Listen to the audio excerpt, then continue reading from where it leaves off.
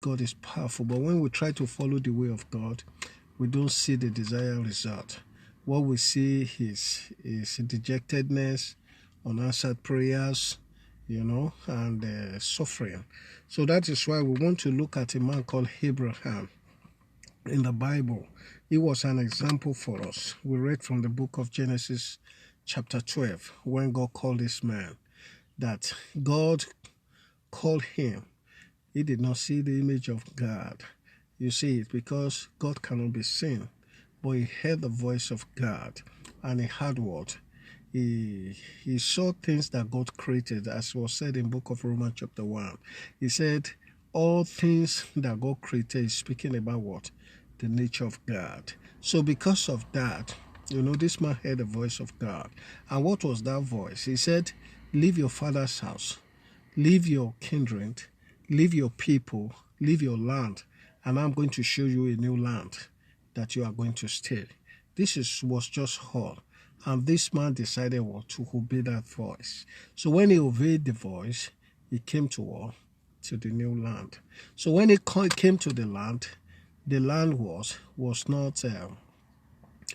was not what he thought. Not that was not what any person could have expected. He could have expected that he gets to the land, then God will just make him a king of the land, because it was the call of God. But we don't know the nature of this man Abraham. The Bible says he believed God. Because he believed God, when he got to the land, he was hoping on the promises of God. So that God is the God of what? Of heaven and earth.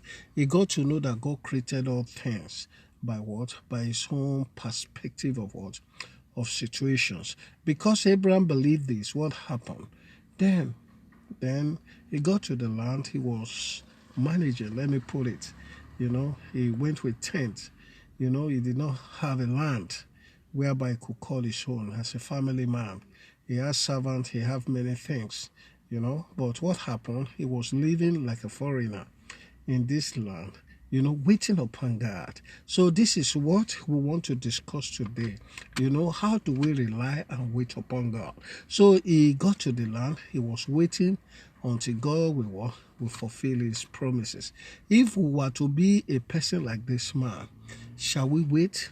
Shall we not mix up with the people of the land to look for eye service, to look for friendship, to look for way to what? They will accept us, you see. But this man did not go to the ways of of the Gentiles, or these people did not know God, to copy their way, or let's say to try what? To try to impress them, so that what? They will accept him, so that they will give him a plot of land, or maybe they will give them children to marry, or to be married into, or to desire their what? Their wealth in that land. This man did not do that. What he knew, that God is what? Is the creator of what? Of heaven and earth. So he had this mind that everything belongs to God. So this is where our Christianity supposed to start. You see, it's not by mixing with people, not by praying all those things, but it has to be with our thought. Who do we think God is? Like this year now, 2020, we have started. You see, many people, they start with hope, emotional hope, that things will be okay. But the problem is that they don't have exact place they put their hope. They didn't have exact person they hang their what? Their faith upon. So that is why we are starting with Abraham. The Bible says he was the father of what? Of faith. And what do we mean by that? That is, faith started with him. That is what we mean by that. Strong faith started with him. And this is what God wants from us. He wants his children to believe in him. Because of what? Because his spirit that he created in us is telling us that we are also the children of God. So this was what we are talking about Abraham. So when he got to the land, he's open on God. What was he open on God? That God is going to is going to increase him. God is going to bless him. God is going to fulfill all the promises, because God said he will give him the land, he will bless him, he will multiply him, he will make him fruitful. God said he will do it, not what? Not the people of that land. You see, so he held the promises of God in his heart. So, and he went to this land. But if I were to be the one of today, maybe God asks us to move from one place to the other. You see, we will not even be patient. You see, because of a person is not patient, means that that person doesn't believe. You see, we'll be rushing. We'll believe that, oh, we will soon die. Oh, things will soon be over. Let me quickly have this thing. Time is going. Then we are time for God. But this man did not wear time, because he believed that God is our creator. So that is what this man believed. That is the one created heaven, everything inside. Is the one created the earth, everything inside the earth. So that was the first one, belief that he had. So since this God is the one created heaven and earth, anywhere he chooses, he can walk, he can turn it to paradise. If he chooses that I should stay here, it will be well with me here, I will stay there. If God can say, no, don't stay there, go to another place, he will move to that place. So that was the mind Abraham has. Like today, most of us, we don't have that mind. What we have in mind is that we want things to be done. We need money. We need quick things. Some are looking for husband. They want it quick. You know, they are putting time. They are not 25. They are 30. They are 35. They are 40. They are 50. You see, they are putting time. You know, time became what? A pressure. And this time, what does it do? It wants to test, do you really have faith in God? That God is able to give you these things, even if the time expires. You see, so some people, they are looking for wife. You see, it is time. Let them quickly, so that the woman will have children. The children will go to school. They'll be rushing. So during the process, that is when temptation comes, when the devil or the flesh will bring alternatives to us. And what are these alternatives? Alternative of do this, do that, do this, do that. Things that goes against what? The will of God. So that is why we want to see that when we really have faith, according to the book of Proverbs, he says, he that has faith doesn't make what fret. You understand? When you have faith in God, faith means that you rely to rest upon somebody. You know, if you rest upon somebody confidently, that is what we call faith, to rest on God. So what made this man to be special? He did not see God in the physical form, but he knew that this God that is serving his word, you cannot see him. He's a spirit. But when God comes, he sees the presence of God. God speaks to him, you know, so he believed God. You see, so that's the mind he carried to the land. But in Christianity today, people will say they want to give their life to God. But the problem is that all the idolatry, all the life they've been living before, they bring that mind. They want an image. They want what their eye sees. You know, their feelings, what is in their environment, just like chameleon. You know, chameleon always take what? The color that's in its environment. If it's green, if it's in the bush, if it's a green, if you say chameleon is green, it's because what? The environment is green. You know, if you see him in a brown place, a dry leaf place, you see he will take to brown. You know, he takes any color. You see, that is in his surrounding. But God doesn't want us to be chameleon. You know, a chameleon is the one that takes different color that fits him. You know, but God wants us to have one color, which is the color of God. So Abraham got to that land. Those people, they are living in fine, big cities. But Enoch was living in tent, waiting for God to perform his promises. So that is why God loved this man. Then he came to a situation whereby after he had stayed in the land, you see, in the book of Genesis chapter 14, verse 22 and 23, we see when we read in that chapter 14, we saw there were other nations in that land, the Amorites, the 5 Amorite kings.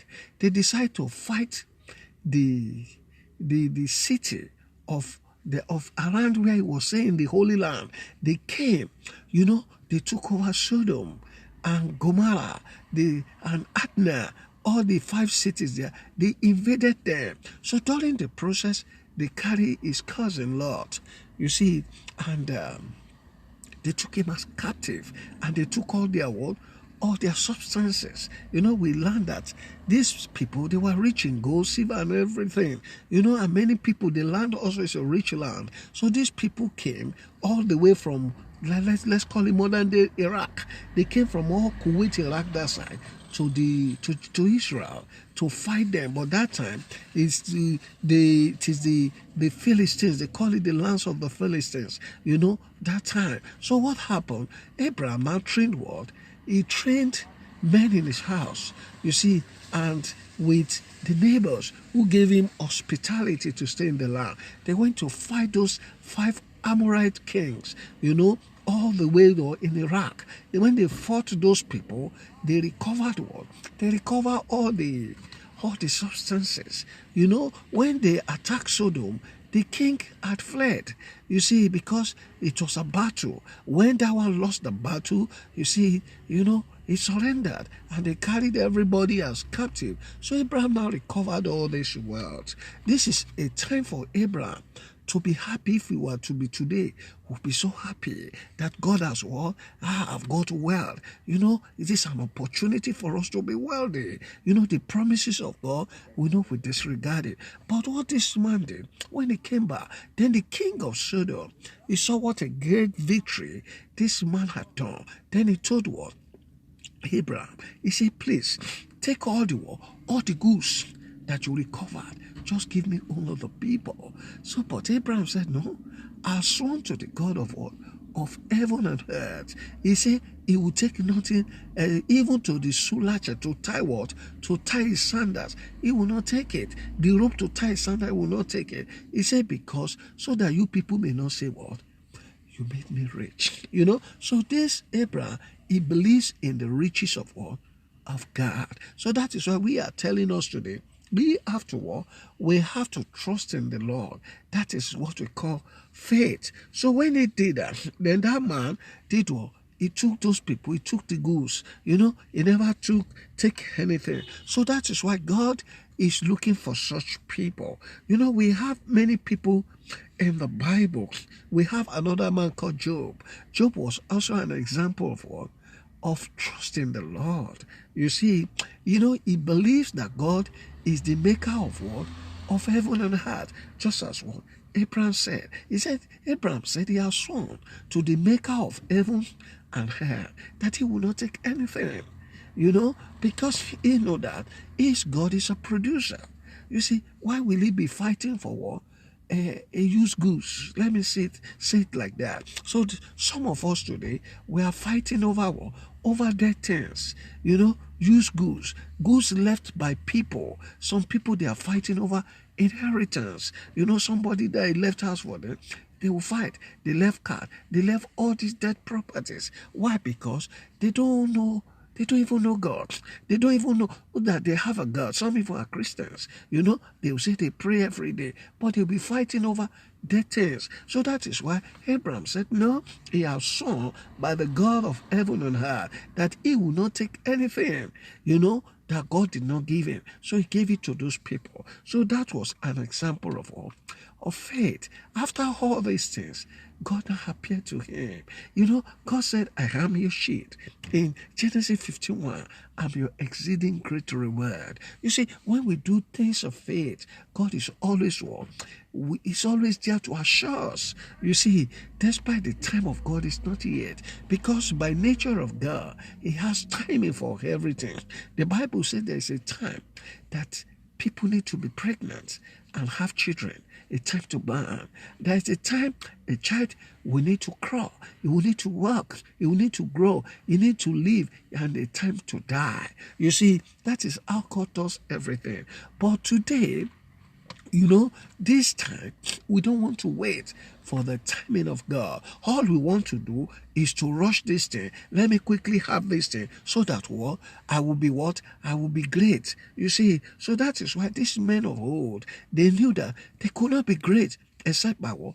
Except God blesses them. So that is why we see another character, which is Job. When we go to Job chapter 1, some of us we are conversant with the story of this man. He was so rich, but he's a Christian. He's a Christian in the sense that all the men of the East, according to that verse of the Bible, he had all things. But one thing is special about this man. He knew that it is God who gave him all these things, that without God, he couldn't have got these things. So what happened to this man was that he believed in God, he started to live for God, until a temptation came. Devil now told God that this man, he just like you because of what?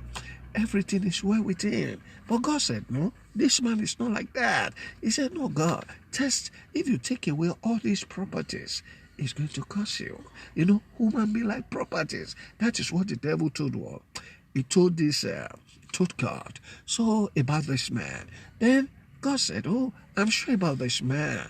I've tested him myself. This is a man who trusted me. So because the Bible says the eyes of the Lord is rolling to and fro the earth, seeking those that trust in him, those that he may show himself faithful on the behalf of those people. That's in the book of 2 Chronicles, chapter 16, verse 7. Because the Lord is looking. So he had sent Job. But devil also want to what?